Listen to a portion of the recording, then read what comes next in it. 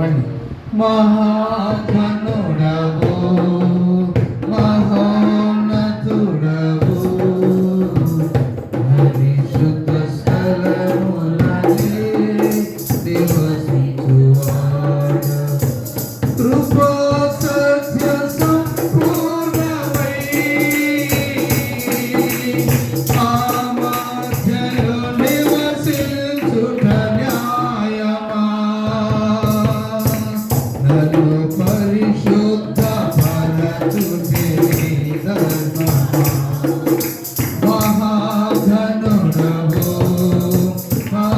మహోన్నతుడవు పరిశుద్ధ స్థలములనే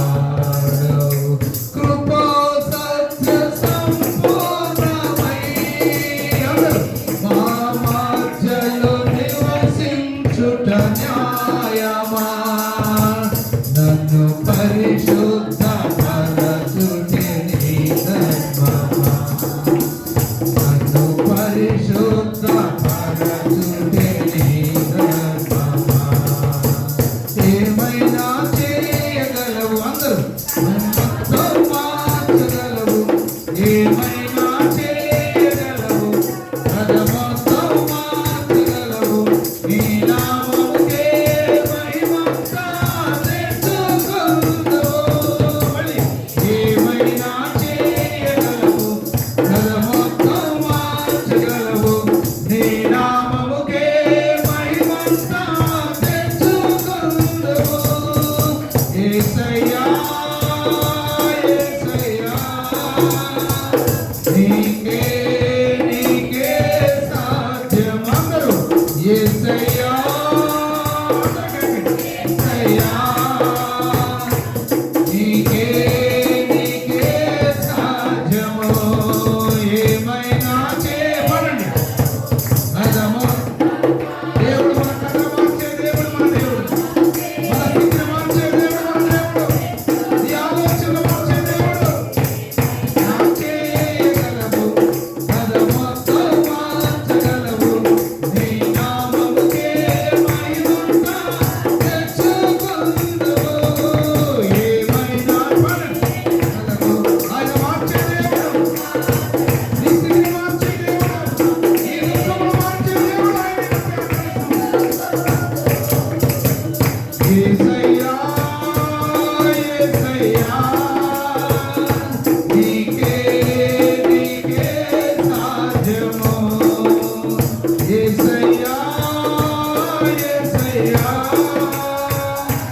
నీకే నీకే సాధ్యము హల్లెలూయా హల్లెలూయా స్తోత్రములు ప్రభువా కళ్ళు మూసుకొని ఆరాధన సమయం ప్రభువా కథ మార్చే దేవుడు ప్రభువా నా స్థితిని మార్చే దేవుడు ప్రభువా ఇదిగో నేను ఆరాధించే సమయంలో నీ హస్తమును నన్ను తాకిని అనుకున్నావు దేవా మహాగణుడు నాయన పరిశుద్ధుడు మా మధ్యలో నివసించడానికి మేమే పాటి వారు మా హస్తములు తాకండి ప్రభువా మా హృదయాలను తాకండి నాయన ఏదైనా మార్చగలిగే దేవుడు ప్రభువా ఏదైనా చేయగలిగే దేవుడు ప్రభువా జీవితాన్ని మార్చగలిగే దేవుడు కథ మొత్తం మార్చగలిగే దేవుడు నాయన ప్రభువా ఇదిగో ఎలాంటి శోధనలు వచ్చినా ఎలాంటి అపజయాలు వచ్చినా ఎలాంటి నష్టాలు వచ్చినా ఎలాంటి అవమానాలు వచ్చినా మార్చగలిగిన దేవుడు ప్రభువా దేవా ఎంతమంది దొంగలు ఎంతమంది పాపులు ఎంతమంది వ్యభిచారులు ఎంతమంది త్రాగుబోతులు మారారు ప్రభువా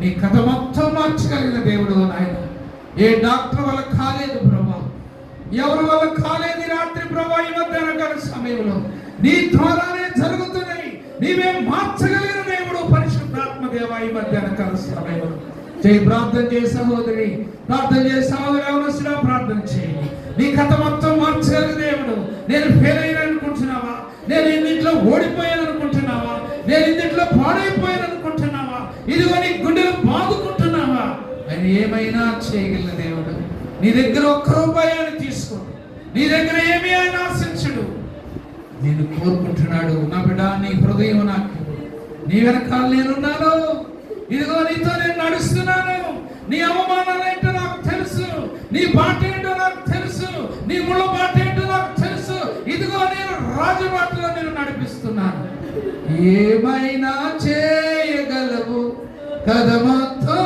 మార్చగలవు, నీ నామముకే మహిమంతా తెచ్చుకుందువు.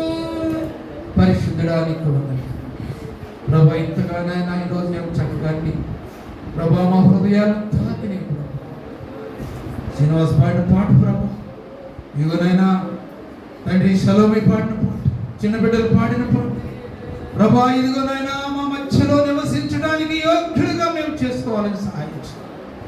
మా ఆరాధనకు యోగ్యుడుగా ఉండడానికి సహాయించు. మా స్థితులను మార్చండి ప్రభా. మా దుఃఖమును ప్రభా ఇదిగోనైనా తుడిచివేయండి ప్రభా. సరళము వచ్చి మా మార్గములో మీరు నడిపించు.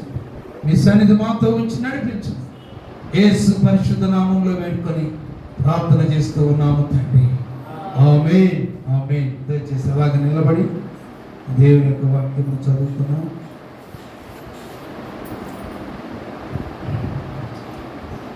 లూకా సువార్త 3వ అధ్యాయం.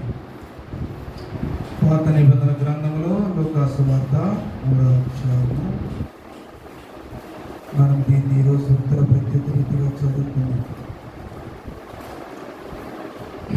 చదవండి, చదవండి.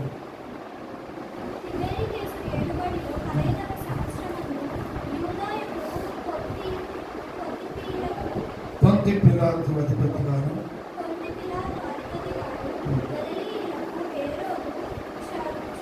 శతాధిపతిగాను, త్రోకోస్ దేశమును శతాధిపతిగాను,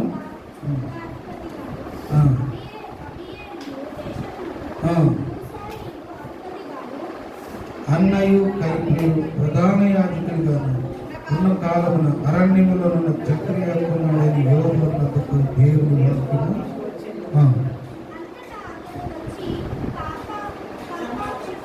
క్షమాపణ నిమిత్తం విషయంలో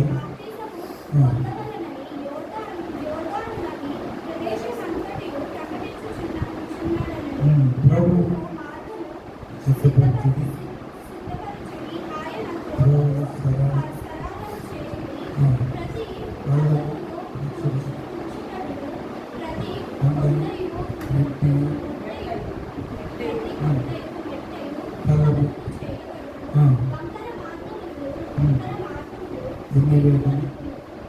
కరుకు మార్గములు సకల శరీరంలో దేవుని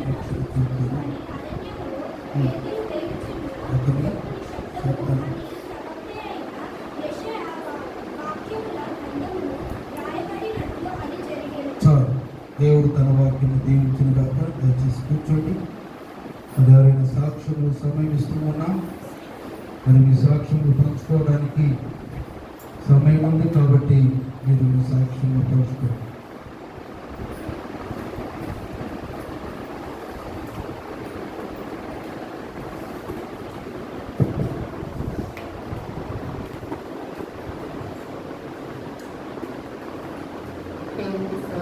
మీ అందరికీ నా వందనములు.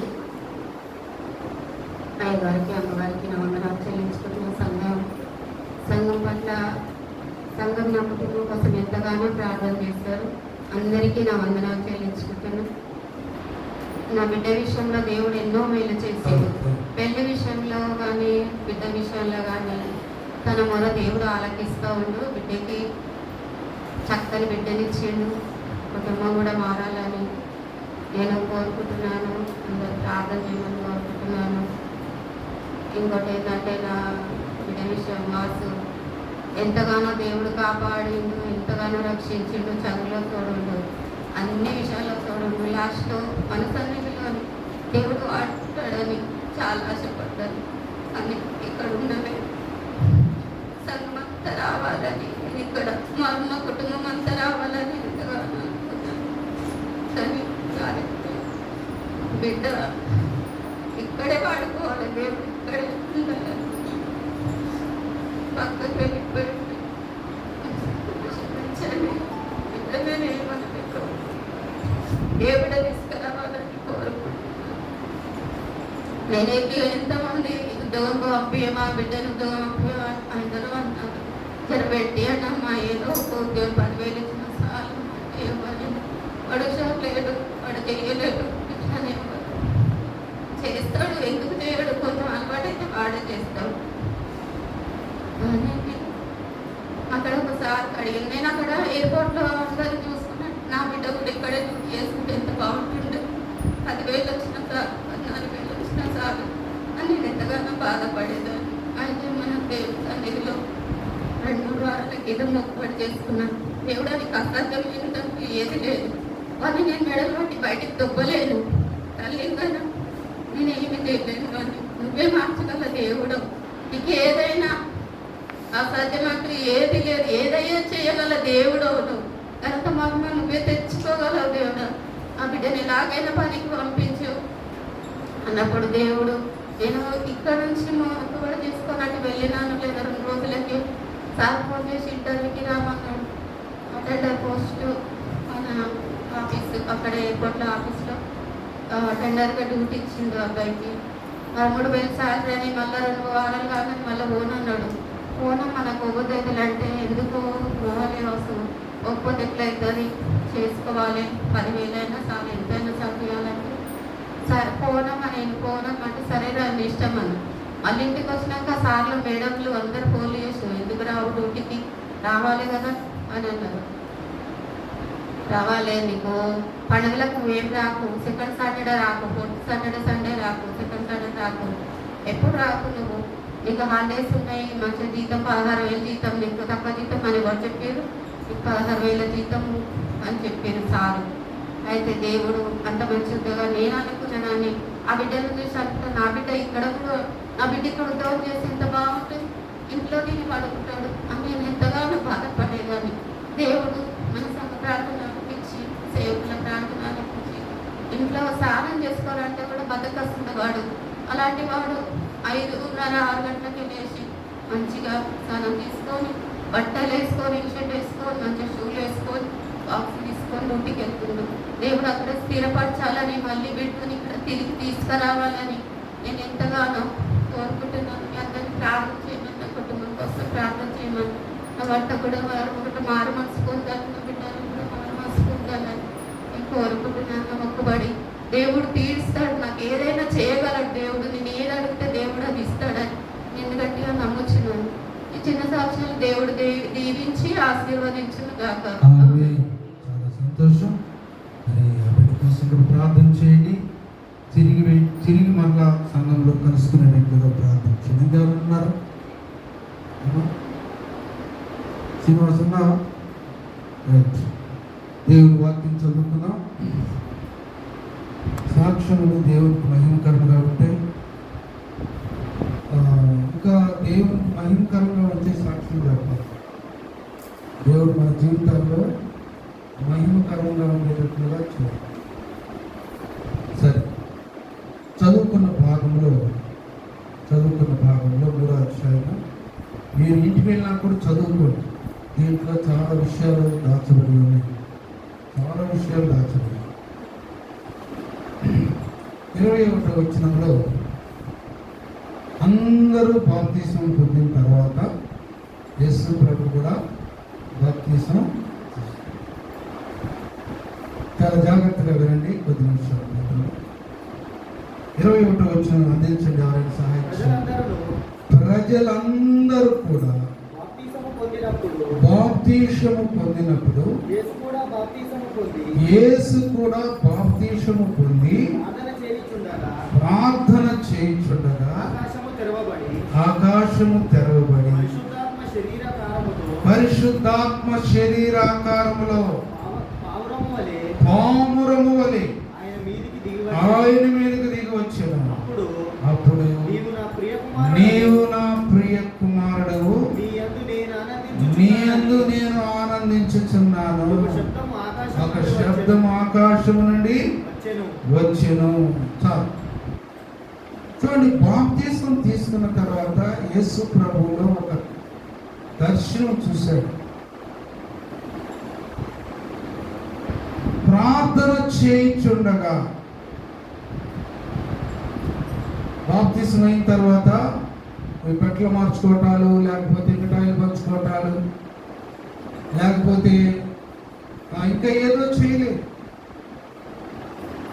ఆయన ప్రార్థన చేశారు. ప్రార్థన చేయించుండగా కార్యాలు జరుగుతాయి. ప్రార్థన చేస్తే నీ స్థితిని దేవుడు మారుస్తాడు. ఆకాశం నుండి దేవుడితో మాట్లాడతాడు. యేసు ప్రభు మనకు నేర్పించినది ఇది. ఈ అధ్యాయంలో ఆయన ప్రార్థన చేయించుండగా, ఏలియా ప్రార్థన చేయగా ఆకాశపు వాక్యలు దేవుడు తెరిచాడు. అదే నోటుతో ప్రార్థన చేయగా ఆకాశ వాక్యలు మూయించాడు, వర్షం లేకుండా చేశాడు. కానీ యేసు ప్రభు వారు బాప్తీసం తీసుకున్నారు. అందరూ తీసుకున్న తర్వాత తీసుకున్నారు. నీ కొరకు నా కొరకు యేసు ప్రభు కూడా ఎదురు చూస్తున్నాడు. నువ్వు నేను బాప్తీసం తీసుకోవాలి. బాప్తీసం తీసుకోవాలి, ప్రభుతో ఏకీభవించాలి, దేవుని వాక్యాన్ని పఠించాలి, దేవుని వాక్యానుసారంగా నడవాలి. ఇక్కడ మనం గమనించినటువంటి మాట ఏంటంటే, అందరూ తీసుకున్న తర్వాత, ముందుగానే ఆయన తీసుకోలేదు, అందరూ తీసుకున్న తర్వాత ఆయన కూడా తీసుకొని ప్రార్థన చేస్తున్నప్పుడు ఏం కార్యం జరిగిందంటే, ప్రార్థన చేయించుండగా ఆకాశము తెరవబడింది అనమాట. ఓపెన్ అయిందంట. ఆకాశం తెరవబడి, చరిత్రలో ఎవరు కూడా అలాగా చేయలేదు, అలాగా చూడలేదు. ఈ లోకంలో తల్లి గర్భంలో జన్మించినటువంటి వారు మహానుభావులు ఉన్నారు, ప్రవక్తలు ఉన్నారు.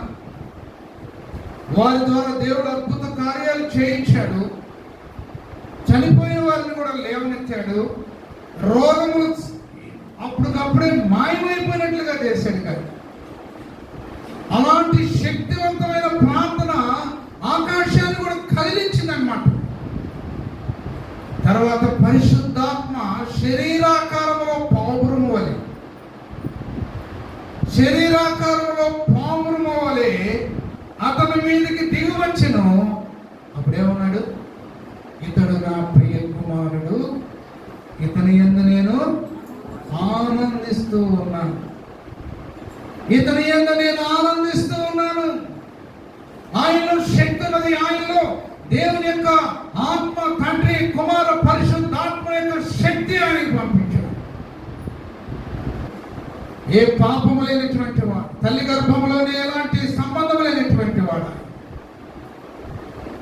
అంతకుముందు యోహాను ప్రకటిస్తూ ఉన్నాడు, బాప్తీసం పొందండి, ఇదిగో రక్షించబడండి అని అరణ్యంలో స్వరాలు వినబడుతున్నటువంటి సమయంలో దేవుని కూడా అక్కడికి ప్రత్యక్షమయ్యాడు. ఆకాశం నుండి పావురముల వలె దిగి ఆయన ఆత్మ శరీరంలోకి రావటం చూశాడు. ఆకాశము బద్దలైపోవటం చూశాడు. అక్కడున్న ప్రజలు నేను అనుకుంటాను ఎంత ఆశ్చర్యంగా చూశారు, ఎంత సంతోషపడిచారు. వారు బాప్తీసం తీసుకున్నారు, ఇలాంటి దృశ్యాలు చూశామని ఎంతగా సంతోషించి ప్రభువును స్తుతించారో నాకు తెలియదు. ఎందుకంటే ప్రభు కూడా అక్కడే ఉన్నాడు. తర్వాత దేవుని ముందు ఎవరు కూడా నిలవలేకపోయారు. పిలాతు నిలవలేకపోయారు, రోమా చక్రవర్తులు నిలవలేకపోయారు. ఇతని యందు నేను ఆనందిస్తూ ఉన్నాను, ఇతను నా ప్రియ కుమారుడు, ఇతను ముందు ఇతని వెనకాల ఎవరు పుట్టబోరు. కాబట్టి అపవాది ఏం చేసిందంటే ట్రైల్ వేసింది అనమాట. అంటే యేసు ప్రభుని పట్టుకుని ఊహించింది. చూడండి 4వ అధ్యాయంలో, యేసు పరిశుద్ధాత్మ పూర్ణుడై యోర్దాను నుండి తిరిగి వచ్చి 40 దినములు ఆత్మ చేత అరణ్యములో నడిపింపబడి. ప్రియులను గమనిస్తే, మనం కొంచెం ఆత్మీయంగా ఆలోచన చేస్తే, బాప్టిజం అనేటువంటి ఒక అంశము, ఒక ప్రాధాన్యత క్రైస్తవ జీవితంలో చెప్పబడుచున్నది. కాబట్టి బాప్టిజం తీసుకున్నటువంటి మనము, తీసుకున్న వారిలో కూడా ఆత్మ రగిలింపు ఉండాలి. హల్లెలూయా. ఆత్మ రగిలింపు ఉండాలి. తీసుకున్నాం, పోయాం, వచ్చామని కాదు. ఆత్మ రగిలింపు ఉండాలి. ఆత్మలో ప్రార్థన ఉండాలి, ఆత్మలో శక్తి ఉండాలి, ఆత్మలో నడిపింపు ఉండాలి. అప్పుడు అపవాది కూడా నేను టచ్ చేయను. అపవాది కూడా నేను టచ్ చేయను. ఒకవేళ చేసిన ఓడిపోతాను. 40 దినములు దేవుని కుమారుడు అయితే చూడండి, అపవాది చేత శోధింపబడ్డాడు. అపవాది చేత శోధింపబడ్డాడు. తర్వాత ఆ దినములలో ఆయన ఏమీ తినలేదు. అవి తీరిన తర్వాత ఆయన ఆకలి కొనగా అపవాది, నీవు దేవుని కుమారుడు అయితే, ఆకలైందని ఒక వీక్నెస్ ప్రభువులో చూపించింది అపవాది. ఇతనికి ఆకలైంది, ఇప్పుడు నేను ఏం చెప్తే తీసుకుంటాడు అని ఒక ట్రిక్తో, ఒక మెయిన్ ప్లాన్తో వచ్చి ప్రభు దగ్గరకు వచ్చింది అనమాట. ఎన్ని దినాలు ఉన్నాడు? 40 దినాలు ఉపవాసం ఉన్నాడు. ఎప్పుడైతే ఆకలి కొన్నాడో దేవుని వాక్యం రాయబడి ఉంది. నిజంగా ఆకలి ఉంటుంది, దాహమై ఉంటుంది. అపవాది శోధించడానికి వెళ్ళాడు. ఏమంటున్నాడు చూడండి, అపవాది, నీవు దేవుని కుమారుడైతే రొట్టెగునట్లు ఈ రాతితో చెప్పమని ఆయన చెప్పాడు. ఏంటన్నా ఈ రాయిని రొట్టిగా? ఎందుకో తెలుసా? తనలో ఉన్నటువంటి శక్తి ఏంటో అపవాది పరీక్ష చేస్తుంది అన్నమాట. 40 రోజులు ఉపవాసం ఉన్నాడు. పరిశుద్ధాత్మ దేవుడు శరీరాకారంలో వచ్చి, పావురంలో వచ్చి, ఆకాశం తెరవబడిందని వాడు ఎంతో దుఃఖంతో ఏడుస్తూ ఉన్నాడు. అపవాది ఎంతగా ఎలాగ జరిగింది, ఏంటి ఇలా ఉన్నటువంటి శక్తి అని సైతాను సైన్య సమూహం అంతా కూడా మీటింగ్ పెట్టుకుంది. సైన్య సమూహం అంతా మీటింగ్ పెట్టుకొని, ఆకలి అవుతుంది, ఆయన అంటాడు ఆకలి అవుతుంది అనుకుంటాడు. ఇదిగో ఆ సమయంలో మనం వెళ్ళాలి. నువ్వు బాగా ప్రార్థన చేస్తున్నప్పుడు, ప్రభువులో నమ్మకంగా ఉంటున్నప్పుడు, ప్రభువుతో బ్రతుకుతూ ఉన్నప్పుడు నీ దగ్గర కూడా అపవాదం వస్తుంది, నీ దగ్గర కూడా శోధన వస్తుంది. నువ్వు ఏ అక్కర్లో ఉన్నావో, ఏ అవసరతలో ఉన్నావో, ఏది కావాలో, ఏది నీకు అవసరమో, ఆ స్థితికి, ఆ టయానికి నీకు ఏది కావాలో అపవాది బాగా తెలుసు. కాబట్టి అంత నీ దగ్గరికి వచ్చేసేస్తాడు, వచ్చి నేను కలిగిస్తాను. ఆ టైంలో ఏది సత్యమో ఏది అని నువ్వు గ్రహింపు, ఆ గ్రహింపు దేవుని ఆత్మ నీకు ఇస్తాడు. ఆ గ్రహింపు దేవుని శక్తి నీకు ఇస్తాడు. ఆ గ్రహింపు ఆత్మ దేవుడు నీకు ఇస్తాడు. ప్రభువుకు అలాగా జరిగింది. ఆయన అనవచ్చు, ఈ రొట్టెలు ప్రభా రాళ్ళను రొట్టెలుగా చేయి, నేను ఆకలిగానే ఉన్నాను అని అంటే, ప్రభువు అలాగా అమాయకుడు కాదు, లేకపోతే తెలియనటువంటి కాదు. ఈ నా ప్రియ కుమారుడిని నేను ఆనందిస్తున్నటువంటి దేవుని ఆత్మ ఆయనలో ఉంది. కాబట్టి అక్కడ ఏమంటాడు, మనుష్యుడు, అందుకు యేసు, మనుష్యుడు రొట్టె వల్ల మాత్రమే జీవించడు అని వ్రాయబడిందని వారికి ప్రత్యుత్తరం ఇచ్చింది. హల్లెలూయా. ఈ సమయంలో ఇది నాకు అవసరం లేకపోయినా నేను బ్రతకగలను, ఈ సమయంలో ఇది నాకు లేకపోయినా నేను బ్రతకగలను. కానీ నా దేవుని సత్యాన్ని నేను మాత్రం వదిలిపెట్టను. నా దేవుని యొక్క సత్యాన్ని, నా దేవుని యొక్క నీతిని, నాకు ఇచ్చిన పరిశుద్ధతను నేను వదిలిపెట్టనని చెప్పాలన్నమాట. అప్పుడు దేవుడు, అప్పుడు సైతాను కంగుదెబ్బ అంటే తడుచుకుంటున్నాను. కానీ చూద్దాం, అయిపోయిందిలే, ఈసారి చూద్దాం అంటే, నీ మీద దేవుని పరిశుద్ధాత్మని శక్తి ఆవరించి ఉంది. నీలో దేవుని ఆత్మ ఉన్నది, నేను ఆత్మ నడిపిస్తూ ఉందని గ్రహించి, ఉపవాస దినాల్లో బలహీనమైపోయినప్పుడు అపవాది నీ దగ్గరకు వచ్చి ఏదో ఒకటి తీసుకొస్తాడు, నిన్ను ఓడించడానికి, నిన్ను మలినం చేయడానికి. దేవుడు ఏమన్నాడు తెలుసా? మనుష్యుడు రొట్టె వలన మాత్రమే జీవింపుడు అని రాయబడిన వారితో ప్రతించాడు.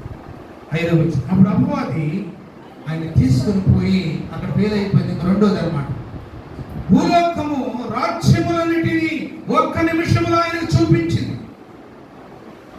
అంటే దేవుని రాజ్యము, దేవుడు సృష్టించిన దేవుడు కదా. ఆకాశమును భూమిని సృష్టించిన దేవుడు ఆ అమాయకురాకు తెలియదు, ఆ దయ్యానికి తెలియదు.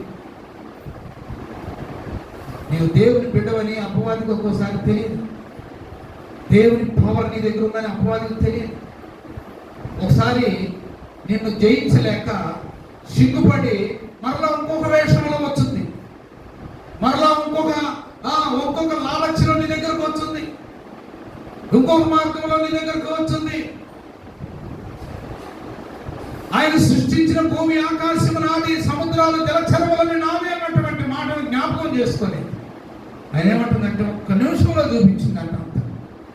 చూపించి ఈ అధికారమంతయు ఈ రాజ్యముల మహిమయు నీకిత్తును. ఏంటంట?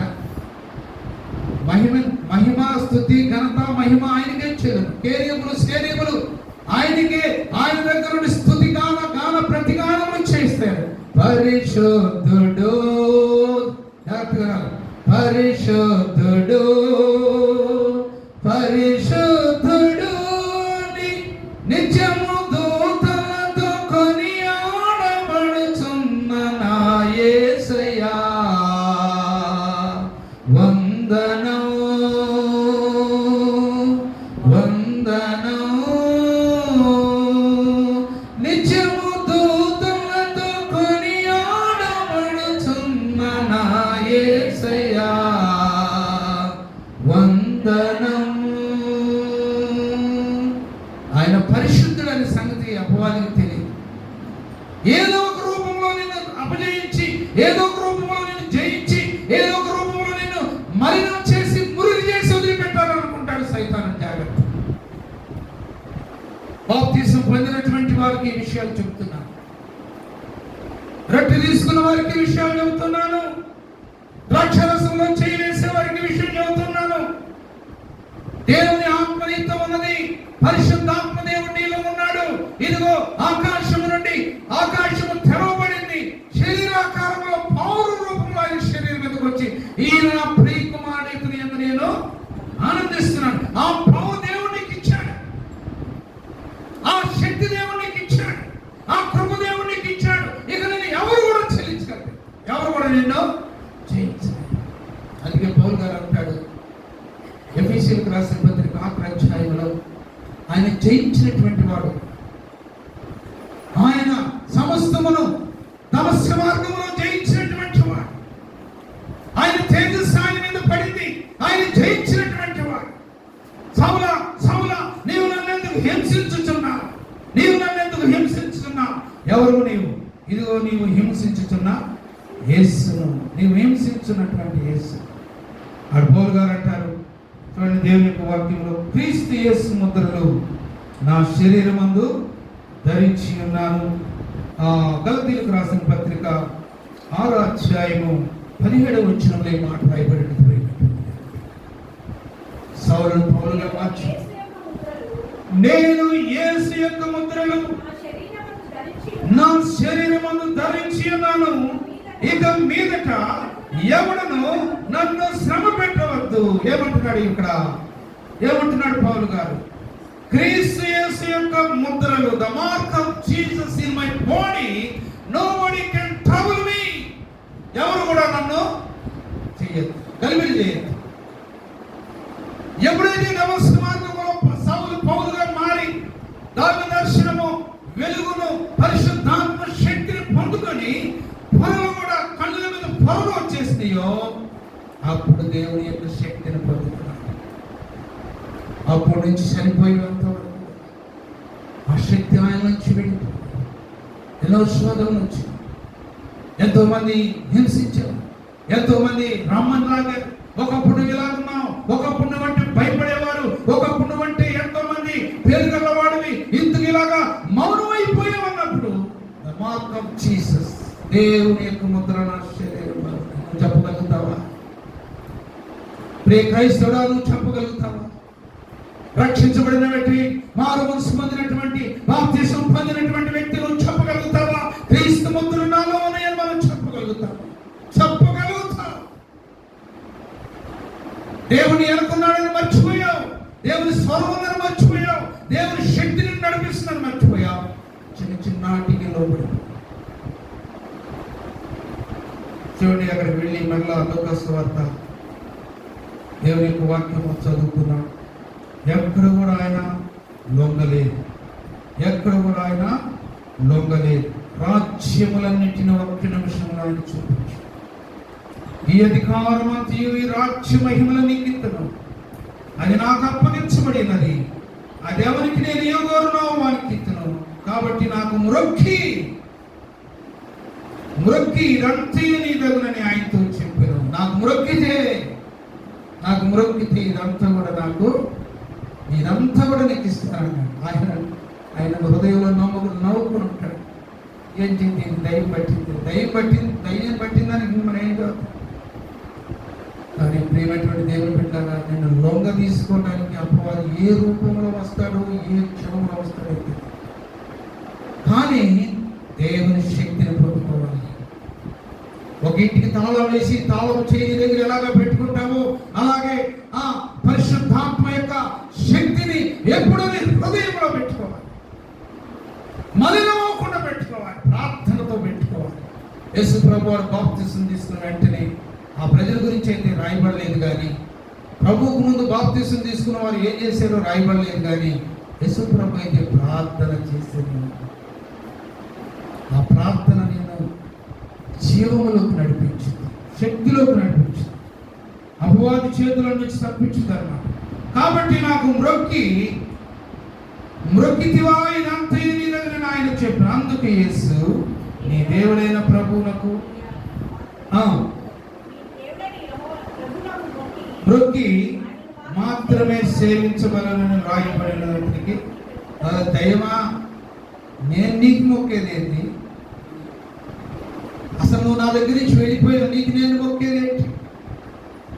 నీ దేవుడైన యెహోవా మ్రొక్కి ఆయన మాత్రమే సేవించు. తిరిగి మళ్ళా దేవుని రాజ్యాన్ని సంపాదించుకుంటాం. దేవునికి మొక్కు, పరిశుద్ధాత్మ దేవునికి మొక్కు. నేను ఎక్కడ దేవుడు కాదు, నేను సామాన్యమైనటువంటి వాడు, కానీ నా తండ్రిని నడిపిస్తున్నాడు, ఈ లోకానికి పంపించాడు. యోహాను సువార్త 3:1 లోకమును దేవుడు ఎంతో ప్రేమించెను, కాగా తన అద్వితీయ కుమారుని యందు విశ్వాసం ఉంచు ప్రతి వాడును రక్షించబడాలని తన ప్రియ కుమారుని పంపించాడు. నీకు నేను మొక్కేదేంటి? నువ్వు దైవమే, నువ్వు కూడా మాట్లాడాలి. నాకు అవసరం లేదు, ఈ స్థితిలో నాకు అవసరం లేదు. నా దేవుడు నాకున్నాడు, నా రక్షణ నాకుంది, నాకున్న అటువంటి సాక్ష్యం నాకుంది. కాబట్టి అపవాది వెళ్ళిపో. నువ్వు ప్రభువు మొక్కాలి, నువ్వు కూడా బొమ్మ మోకరించి ప్రార్థన చేయాలి. నాతో నువ్వు శ్రమలు పడాలి, నాతో నువ్వు కష్టాలు పడాలి, నాతో నువ్వు అవమానాలు పడేది. నా ఎప్పుడు మోకరించి ప్రార్థన చేద్దాం అంటే దైవం వచ్చుతా. నాకు ప్రార్థన చేయడం ఇష్టం లేదు. హల్లెలూయా. ప్రార్థన చేయడం ఇష్టం లేదు. ఎవరైనా వచ్చి నేను శోధించారనుకోరా, ప్రార్థన చేస్తున్నారా, కాసేపు ప్రార్థన చేస్తున్నారా అంటే ఏమంటది? సరే ఇల్లు తల నాకు పని ఉందని అది ముద్దులు వేసుకున్నాం అనుకో, గంటలు మొచ్చుకున్నాం. కాబట్టి ప్రభు ఏమన్నాడంటే, ఇదిగో నీవే నాకు మ్రొక్కడం కాదు, దేవుడైన యెహోవాకు మ్రొక్కి ఆయన మాత్రమే సేవించాలని రాయబడింది.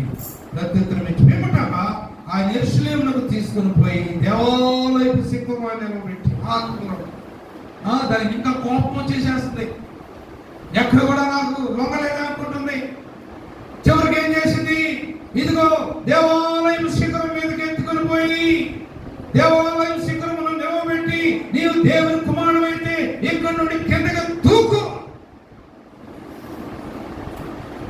ఇక్కడ నుంచి కిందకి చాలా మంది నేను అభ్యంతరపడతారు. నువ్వు నా బంధువు అయితే, నా రక్త సంబంధం అయితే నాతో రా, లేకపోతే నీకు నాకు టచ్ లేదు. అలాంటప్పుడు బెడ్ అయిపోతావు. అలాంటప్పుడు ఏమైపోతావు? ఎత్తైన శిఖరంలో తీసుకెళ్ళిన ప్రభుని అడుగుతుంది, ఇక్కడి నుంచి కిందకు దూకు అనుకుంది. పౌరుషానికైనా దూకి చేస్తాడేవాడు. కానీ ప్రభు తమాయికుడు. ఆరంభంలోనే దేవుడు చెప్పాడు, ఇతని యందు నేను ఆనందించుతున్నాను ఎన్న ప్రేమికుడు. చదువుకున్నాం చూడండి.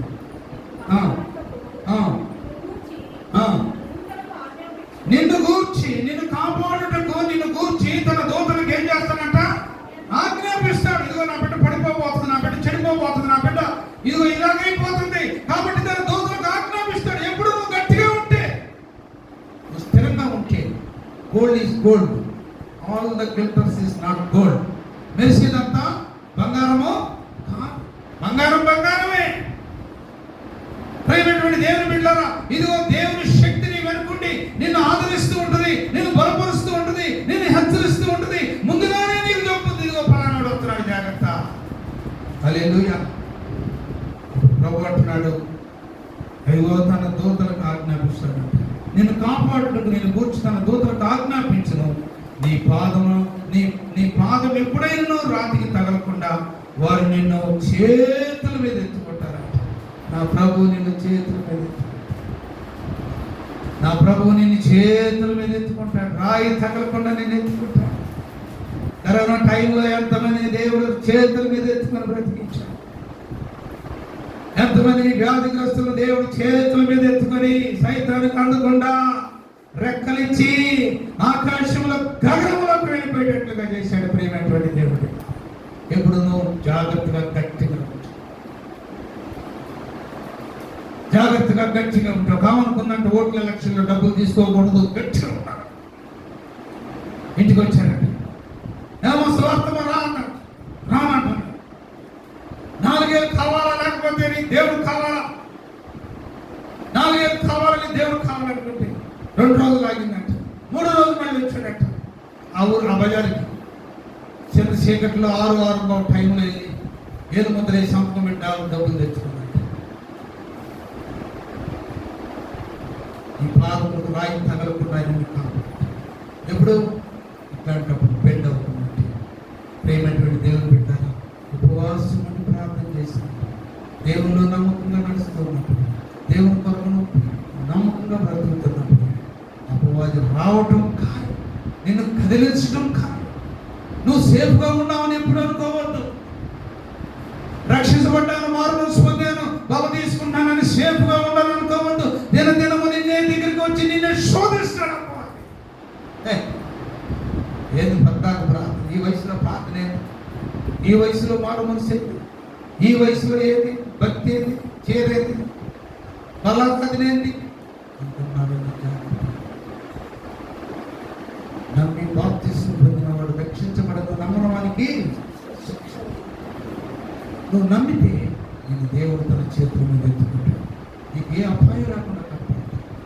కాబట్టి మధ్యాహ్నకాల సమయంలో ప్రభువు లాంటి శక్తి, ప్రభువు లాంటి నిష్ఠ దేవుడిని అనుగ్రహించి దేవుడిని నడిపించిన ప్రార్థన చేశాను. కలుపుసుగా ప్రార్థించాను. ప్రభా నిజమే నాయన, యేసు ప్రభా నువ్వు వెంటనే ప్రార్థన చేశావు. ప్రభా అందరిలాగా తిరగలేదు, అయినా నీ బాప్తిస్మానికి విలువ ఇచ్చావు నీ తండ్రికి. ఇదిగో నా ప్రియ కుమారుడిని యందు నేను ఆనందిస్తూ ఉన్నాను. ఆ శక్తి ప్రభు నీకు కావాలని కోరుకుంటూ ప్రార్థించి, ప్రభా నాకు దయచేయి ప్రభా. అపవాది నిన్ను తీసుకుని వెళ్ళినప్పుడు ప్రభా ఎక్కడ కూడా నువ్వు బెండవలేదు ప్రభా, ఎక్కడ కూడా లొంగిపోలేదు.